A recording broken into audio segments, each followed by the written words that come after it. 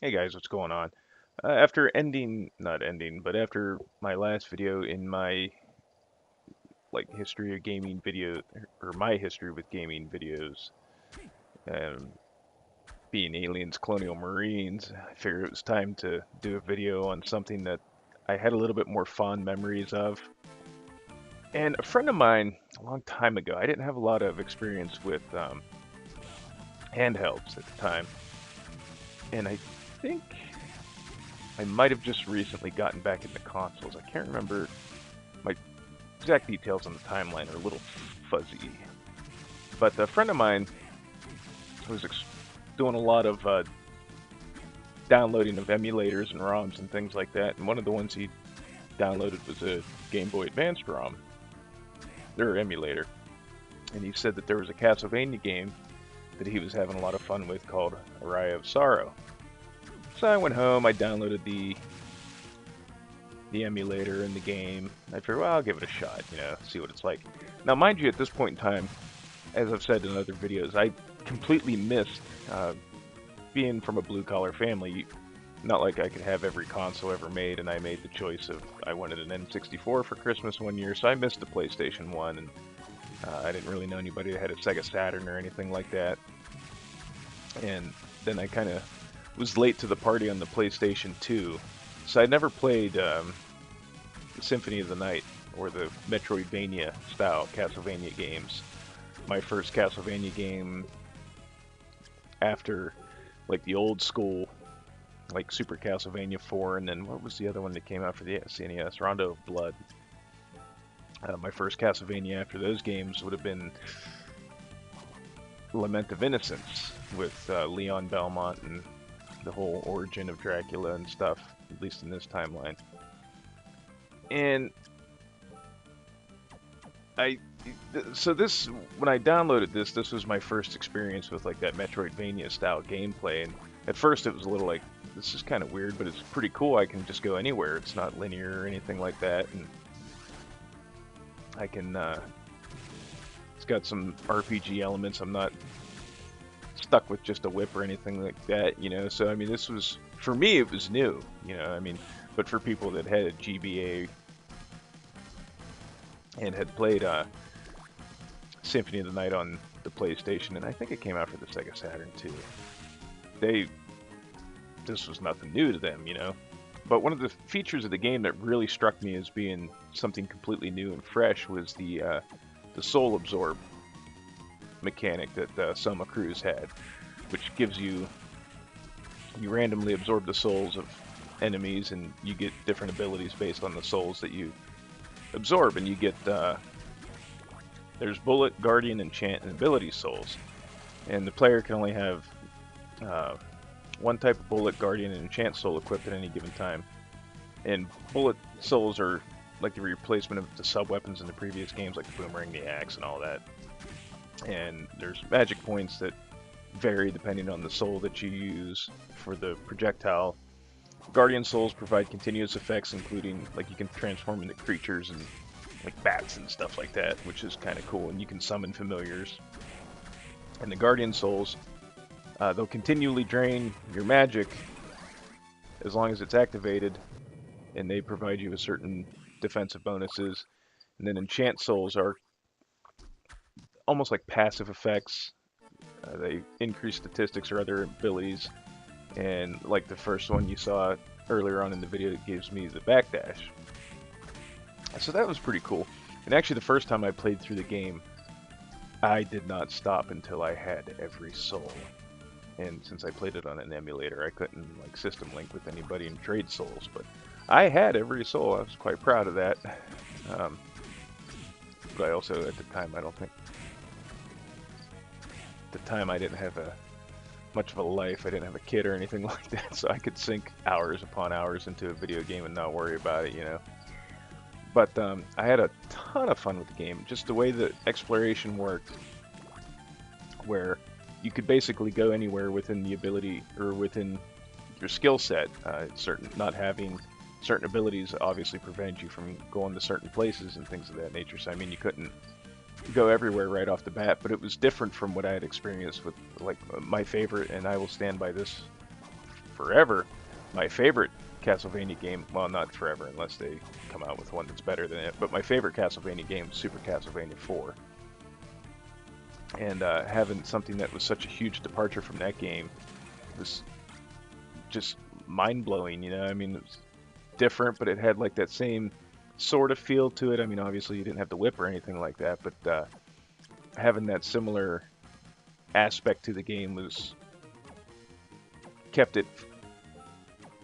There was that comfort zone that you had, but everything that was different from what I was used to provided such a new experience. It was like, what is this, you know?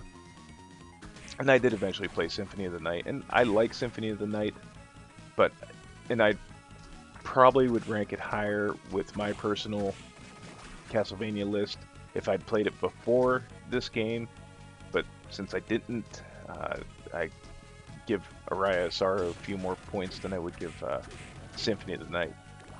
And you also had different modes you could unlock. You could play as Julius Valmont afterwards and things like that. In this game, actually, too, I kind of skipped over this. I should have talked about this earlier. The setting, you're still in the castle, but the time period is 2035, you know, and they reference this big event from 1999 where Dracula's castle was sealed up in an eclipse, and that's how they vanquished him forever.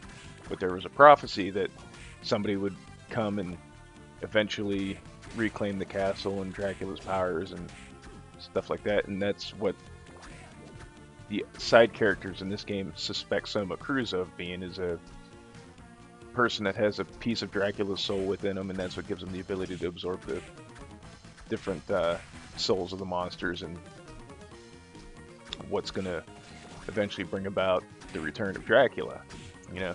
And this was also, too, the first game that I played where as long as you met certain requirements and equipped certain things, that you had a different ending. If you fought what is technically considered the final boss by the game, you had to have the Flame Demon, the Giant Bat, and the Succubus souls equipped throughout the first phase of the boss fight. And once you did that, you absorbed the boss's powers, and it turned out you were the reincarnation of Dracula, and then it unlocked a final level and a final boss, and that's how you got like the good ending of the game. Otherwise, if you didn't have those three souls equipped, you got a completely different ending that wasn't quite as good.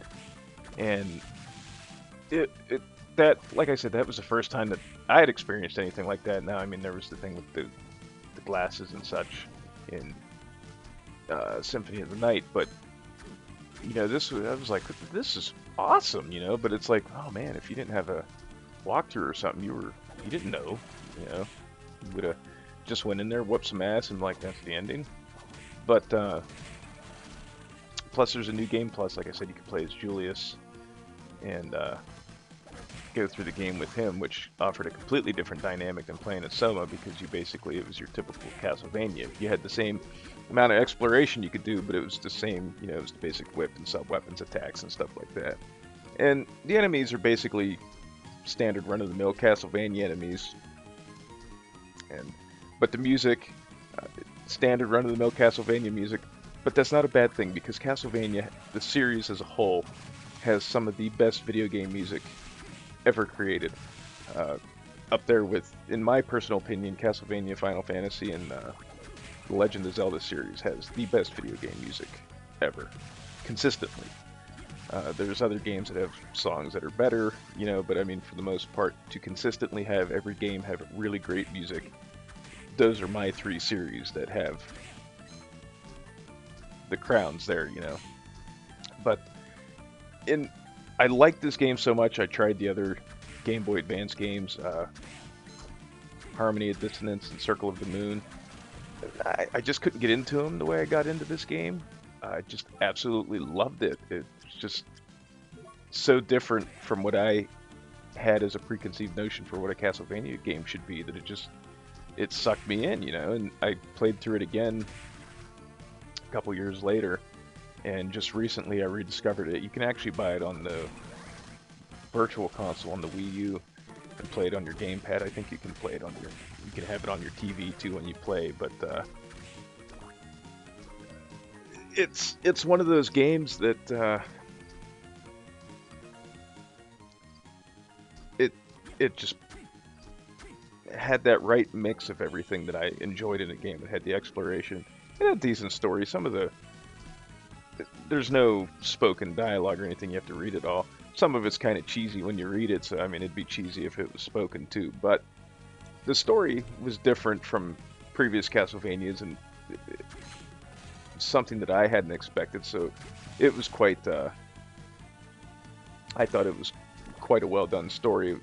You know, it wasn't a stereotypical Belmont clan member going after the resurrected Dracula to end the curse and cleanse Transylvania of all that was evil and things like that, you know. So I mean, there was all that. Plus, you had some reveals with certain characters that, you know, there's one that you talk to throughout the game that it's revealed to be Alucard, and then there's a descendant of the Belnades family, and so I mean, there's those familiar touches from the previous games to bring it all together, but it's basically its own fresh set of characters. And there's a sequel called Dawn of Sorrow that came out for the 3DS, which I do not have. And I would like to play it, but I just can't. I have a hard time with purchasing handhelds because they'll just sit there. I had a PlayStation Vita.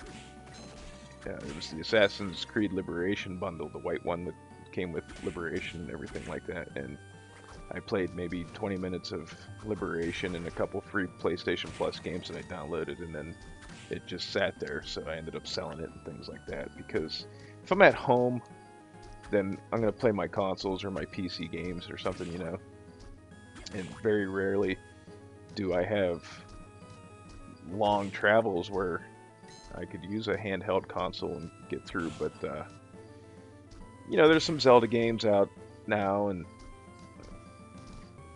kind of, no, I don't think Dawn of Sorrow was for the 3DS, it was for the regular DS, so that's my mistake there. Either way, my point stands about my thoughts on handhelds. But I may end up getting a 3DS, and maybe they'll come out with a Castlevania game. I'd like to see Super Castlevania 4 come out in 3D. That'd be pretty neat, because it had a lot of... Well, I'll discuss all that in my Castlevania 4 video. But as far as the handheld Castlevania games go, out of the ones that I've played, which were the 3 that I mentioned, this one was by far my favorite, and it's the only one I made it from beginning to end and completely 100% cleared twice. And as far as Castlevania games go, this one sits probably in my top 5.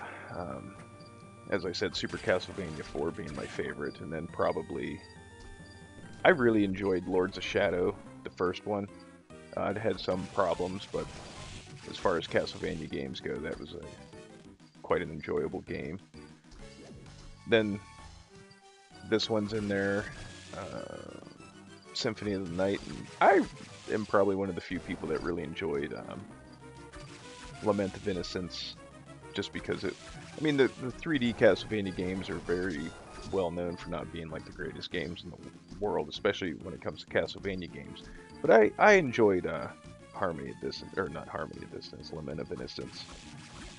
And I feel that even though it has some... It's a little rough around the edges in parts, I thought it was a pretty good game. But, and even Curse of Darkness I didn't think was terribly bad, but that's a discussion for another time. We're talking about this one. This one, you know, I think I've basically stated everything that I wanted to say about the game, and for the most part, you know, I kind of have some rose-tinted glasses on. I can't remember too many negatives about the game that like really frustrated me or irritated me. You know, like to this day, I still remember how much Simon's Quest just irritated the fuck out of me. And Castlevania 3 had some... Castlevania 3, out of those original 3 NES titles, Castlevania 3 was definitely that game I think was the hardest personally. But and Castlevania 1 had some control issues. You couldn't... Those first few Castlevania games, you couldn't be real accurate with your controls, but you know, they were great games for what they were, and they still are great games for what they were. But their age definitely comes across now playing them, whereas this game, playing it for this video, I'm a little rusty, but it doesn't, that's my fault. That's not anything I can blame on the game. It still feels responsive and quick and works well, and it obviously the graphics are to be desired when you try to play it on a bigger screen or something like that, but for the most part, the game holds up well. 11 years later, this game came out in 2003, and it's still, you know, it's like Symphony of the Night. Symphony of the Night still holds up really rather well playing it now, except the voice acting. But this is just one of those games that I can plop in and play it and have a good time with it, and that's something that, to me, the graphics and things like that, I mean, I'm a graphics whore, I'm not gonna lie, but the older, like, I'm not one of those people, like, there's a lot of people that are like, oh, I can't play those old games because they look like shit. It was awesome at the time, you know, and this game still looks good, you know, all things considered, with what it is, a handheld game. And that's stuff like that doesn't stop me. What keeps me coming back to a game is whether it's fun, if it has a story I enjoy, or it just has completely awesome gameplay, which I guess that falls into the fun factor. But you know, if you have a Game Boy Advance still laying around somewhere, or if you have an emulator that you can get your hands on, or if you have a Wii U, download it on the Virtual Console or get a ROM or something. You know, play it. It's worth at least taking a chance on. It's a game that if you enjoy the Castlevania games and you enjoy the 2D Metroidvania style games and you like Symphony of the Night, I think you might enjoy this game if you haven't checked it out before, you know? So it is what it is, and Castlevania Aria of Sorrow is one of those games that I will always kind of cherish in my history with video games, and I fucking love this game, and I will be playing some more of it. But until then, like always, guys, I want to thank you for watching and stopping by, and we'll see you in the next video. Alright? Have a good one.